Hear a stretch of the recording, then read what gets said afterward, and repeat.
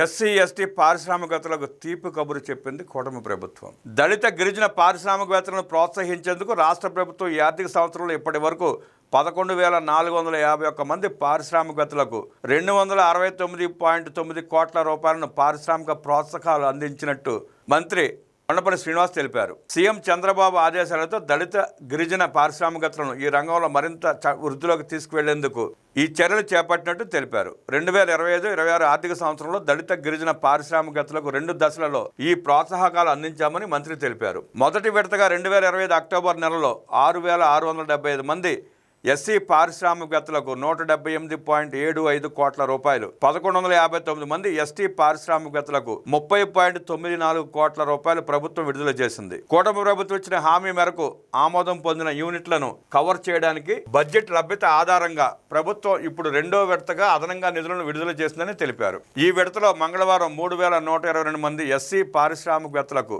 53.05 కోట్ల రూపాయలు, 495 మంది ఎస్టీ పారిశ్రామికవేత్తలకు 7.16 కోట్ల రూపాయలు విడుదల చేయడం జరిగిందని మంత్రి వివరించారు. ఈ విధంగా 2025-26 ఆర్థిక సంవత్సరంలో ఇప్పటి వరకు 2 విడతలలో కలిపి 231.80 కోట్ల రూపాయలు 9,797 మంది ఎస్సీ పారిశ్రామికవేత్తలకు, అలాగే 38.10 కోట్ల రూపాయలు 1,654 మంది ఎస్టీ పారిశ్రామికవేత్తలకు ప్రభుత్వం విడుదల చేసింది. రాష్ట్రంలో ప్రస్తుతం అనేక ఆర్థిక పరిమితులు ఉన్నప్పటికీ పెండింగ్ లో ఉన్న ప్రోత్సాహక నిధులు చెల్లింపుల కోసం ప్రభుత్వం దశలవారీ విధానంలో ఈ నిధులను విడుదల చేసిందని వివరించారు. ఎస్సీ ఎస్టీ పారిశ్రామికవేత్తల ఆర్థిక సమస్యలను పరిష్కరించడంలో ప్రభుత్వం చూపిస్తున్న దృఢమైన నిబద్ధతకు ఈ నిధుల విడుదలే నిదర్శనమని పేర్కొన్నారు. వారి సమస్యలు, తక్షణ అవసరాలు, దీర్ఘకాలిక వృద్ధి లక్ష్యాలను సాధించడానికి రాష్ట్ర ప్రభుత్వం అందిస్తున్న ఈ సహాయం ఎంతగానో దోహదపడుతుందని వివరించారు.